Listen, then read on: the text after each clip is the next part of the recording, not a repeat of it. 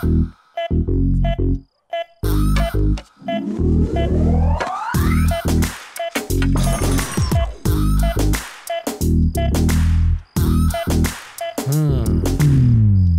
ये क्या, सब खा गए? किसी ने नहीं खाया। चोर अंकल बोतल के साथ चकना भी ले गए। तुझे कैसे मालूम? ठंडी बोतल से उनका कुर्ता गीला हो गया है और चकने के दाग उनकी लुंगी पर लग गए हैं। हाथ में दो। Thank you. भाई अगर तू इतना समझदार है तो तूने बिट्टू से पंगा क्यों लिया? मैंने पंगा नहीं लिया सर, उसने मुझसे पंगा लिया। वो पैदाइशी गुंडा है और इसका तो ट्रेनिंग पीरियड चालू है। तो अभी आगे तेरा क्या प्लान है? वेरी सिंपल सर, मेरे सामने 3 टारगेट्स हैं। नंबर 1, पहले तो अम्मा बाबा को यहाँ लाना है ताकि वो सुरक्षित रहें। नंबर 2, मधु से मिलकर उसे मनाना है ताकि वो लाइन पर आ जाए। नंबर 3, इस बिट्टू को खत्म करना है, बहुत तंग कर रखा है उसने मुझे। पर तुम ये सब करोगे कैसे? जनरली हमारी जनरेशन के लोग प्लान करके काम करते हैं, लेकिन मेरे जैसे स्मार्ट लोग काम करते करते प्लान कर लेते हैं। So goal number 1, mummy daddy. Hello बोलो। आप निकले कि नहीं? हाँ, 1 घंटे में गरीब रथ से निकल रहे हैं। गुड। पड़ोसियों से कहना घर पर नजर रखें। कहने की जरूरत नहीं, उनकी नजर दूसरों पे ही रहती है। बाबा स्टेशन के लिए टैक्सी ले लीजिएगा। टैक्सी बहुत महंगी रहेगी, ऑटो ठीक है। बाबा कब तक कंगालों की तरह जीते रहेंगे, टैक्सी लीजिए। तुमने टिकट अरे रख लिया। अगर बिट्टू को तुम्हारे प्लान के बारे में पता चल गया तो? अब बिट्टू के टट्टू मेरे घर पहुंचेंगे, दरवाजा खटखटाएंगे, ताला देखेंगे, पड़ोसियों से पूछेंगे। मुझे घर के काम से फुर्सत ही कहाँ मिलती है जो दूसरों के घर में झांक कर देखूं। पैसों से या बंदूक से उनसे सच उगलवा लेंगे। वो गरीब रथ से जाने वाले हैं। 1 बैग, 2 सूटकेस और 3 आदमी टैक्सी से स्टेशन गए हैं। गन हटाओगे तो घर पे कॉफी पिलाऊंगी।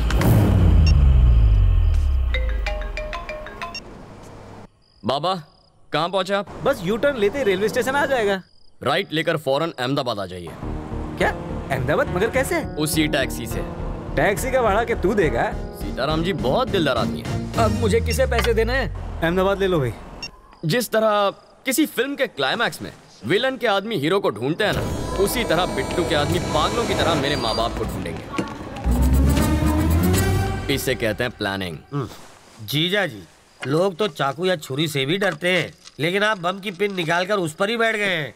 आपने इसे घर में रख लिया और साथ में इस पर दारू और काजू का चढ़ावा भी चढ़ा रहे। अरे भाई, अब अगली बारी किसकी है? बिट्टू की? अरे क्या सर, आप तो नशे में टारगेट का नंबर भूल गए। टारगेट नंबर 2, मेरी प्यारी मधु।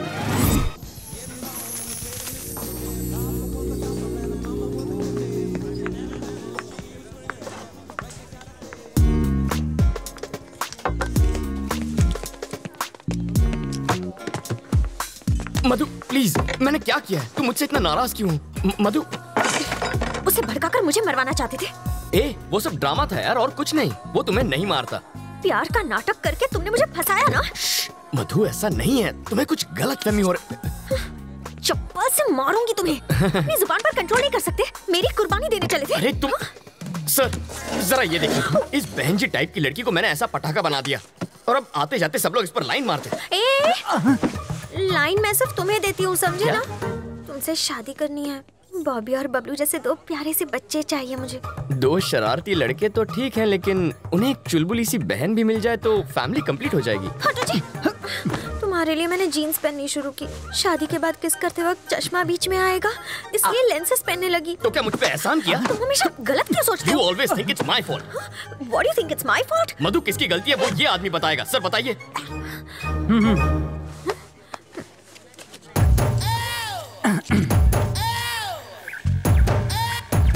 Check okay.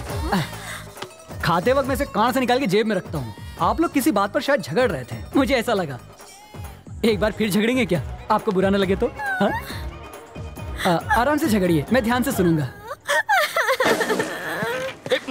मधु सुनो तो। मधु देखो, कहाँ जा रही हो तुम? मैं छोड़ देता हूँ, मेरी बाइक पर छोड़ देता हूँ। ठीक है चलूंगी, लेकिन अगर सेम बाइक, सेम कलर और सेम आदमी उसे लेकर आएगा तब चलूंगी। अरे पर ऐसे बुलाओ उसे। मैडम को घुमाने के लिए बाइक चाहिए? अच्छा वहाँ जाना है क्या आपको? आज ही टंकी फुल कराई है, आप चाहे तो पूरा शहर घुमाइए। सुनो, उस दिन तुमने बाइक क्यों दी थी? उस दिन मुझे एक पुलिस ऑफिसर ने धमकी दी कि मोटरसाइकिल से मोटर निकल के सिर्फ साइकिल ही मुझे पकड़ा देगा, इसलिए डर के मारे मैंने दे दी। फिर भी मुस्कुरा क्यों रहे थे? मैं मुस्कुराता नहीं, मेरा चेहरा ही ऐसा है। मधु, मधु प्लीज मेरी बात मान जाओ, उसमें मेरी कोई गलती नहीं थी। मधु, मधु, मधु मेरी बात तो सुनो, मधु प्लीज। अगर बारिश ना हुई होती तो ना उस दिन तुमसे बात करती और ना तुम्हारे साथ चाय पीती। पानी का टैंकर तो यहीं पर है। तुम ये क्या बड़बड़ा रहे हो? बारिश भी तुमने ही करवाई थी। हाँ, no no no no no no नहीं नहीं नहीं नहीं, मैं कैसे बारिश? सच बताओ। हे भगवान, अब पता चला वो चमत्कार कैसे हुआ था।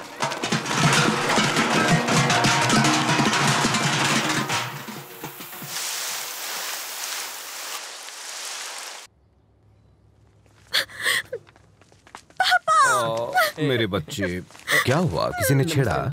कोई लड़का तुम्हें तंग कर रहा है? हाँ पापा। देखो बेटा, जब तुम्हारे दांत में क्लिप होती थी तब एक भी लड़के ने तुम्हें प्यार से देखा? नहीं ना?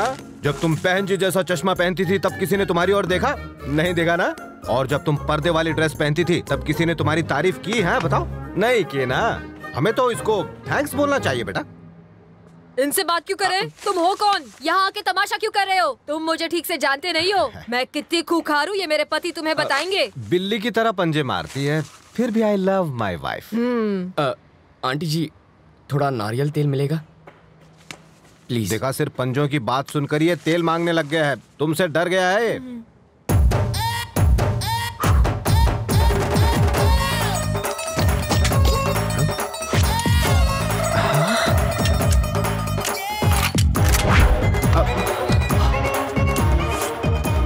खिलौना है?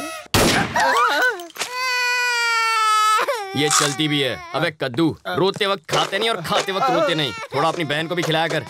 देख इसे, सूख कर काटा हो गई है, हवा का झोंका है नहीं कि उड़ गई। सही कह रहे हो। खामोश। आंटी गेट पर चढ़कर बैठेगी, इसका मतलब ये नहीं कि तू बच जाएगी। तेरी तुम अब क्यों नहीं कहता आई love my wife, I love my wife? क्या ना? आई लव माई चुप है। वाइफ। अब बोलो मधु, तुम्हारी क्या लगती है? देवी समान बेटी। हाँ, मतलब इसे प्रसाद चढ़ाओगे और खुद खा जाओगे? नहीं। तो इसे इंसान मानो। अगर इसकी देखभाल में कोई कमी हुई ना तो दर्द दर्द दर्द दर्द दर्द दर्द सब उतार दूंगा। और मधु, आई लव यू। मुझे भी तुमसे बहुत। सॉरी, ये गलती से चल गई, मैं बाद में मिलता हूँ।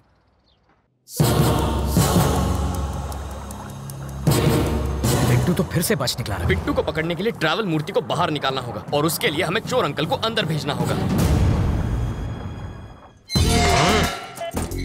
क्या तुम जानते नहीं कि मैं कौन हूँ?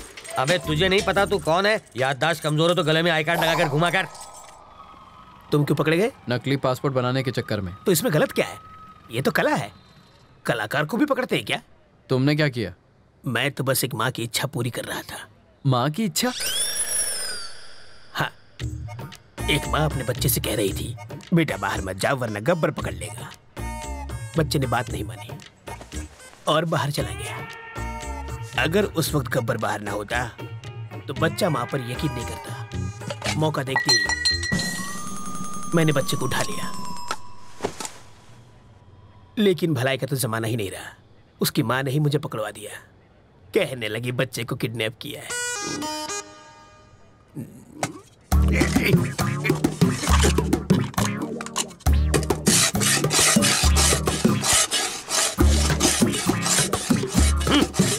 अबे यूं प्लेट घिसने से दीवार में छेद नहीं होगा। कल तुझे जेल में शिफ्ट कर देंगे, वहां जाकर कैदियों के झूठे बर्तन घिसना, समझा? इंस्पेक्टर, आप क्या है? मुझे प्लेन पेपर और 1 दर्जन पेन चाहिए। किस लिए? आत्मकथा लिखने के लिए। किसकी बे? अरे गांधी जी, नेहरू जी ने जेल में अपनी आत्मकथा लिखी थी, वही पढ़े लिखे थे क्या? मैं नहीं हूँ। हाथ की सफाई में मैंने PhD किया है।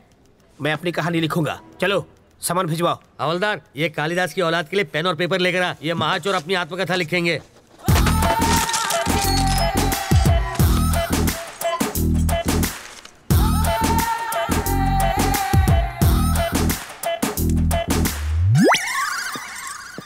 सर आप क्या है रे? एक कप चाय चाहिए सर। अबे तेरे बाप का घर है क्या? मैं यहाँ का दामाद हूँ सर। जेल को ससुराल कहते हैं ना। हवलदार जी सर, ये ऐसे ही पकाता रहेगा। चल हम लोग राउंड अप करके आते हैं। आप चलिए सर, पीछे पीछे हम भी आते हैं।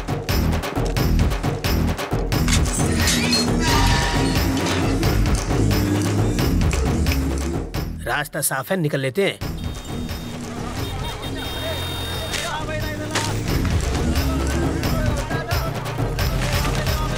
हाँ? ये क्या है? कौन है?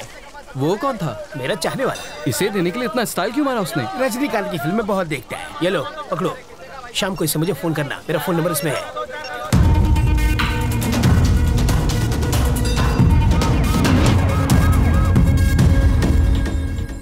तुझे पूरा यकीन है ना कि वो उसी फोन से बात करेगा? होकर क्या है सर? वो उससे फोन करेगा। अगर कहीं और से फोन किया तो बिट्टू को ढूंढना मुश्किल हो जाएगा।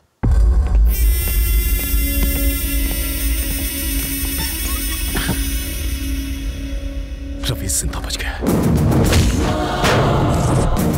उसको मारे बिना मैं चैन से नहीं बैठूंगा। रवि तक तू नहीं पहुंच पाएगा। वो अपनी जिंदगी से तंग आकर खुद ही तू उसे छू नहीं सकता। मैंने तुझे आदमी दिए, फिर वैन दी, फिर क्रेन दी और लाख लाख रुपए 2 बार दिए। तुझे नकली फैमिली तक बना कर दी और फिर पासपोर्ट के लिए लाखों खर्च किए, वो सब अलग। इस राज को छुपाने के लिए सत्तार की फैमिली को हर्जाना दिया, तब जाके इस बवाल से मेरी गर्दन छूटी और तुझसे एयरपोर्ट जाकर एक फ्लाइट नहीं पकड़ी गई। मैं तुझ पर 1.5 करोड़ रुपए खर्च कर चुका हूँ। ये लो, ये मेरे लिए फिजूल खर्ची और तेरे लिए बोनस। ये लो। हाँ, ये सिर्फ पेपे बेबे मेमे कर सकती है और किसी काम की नहीं है।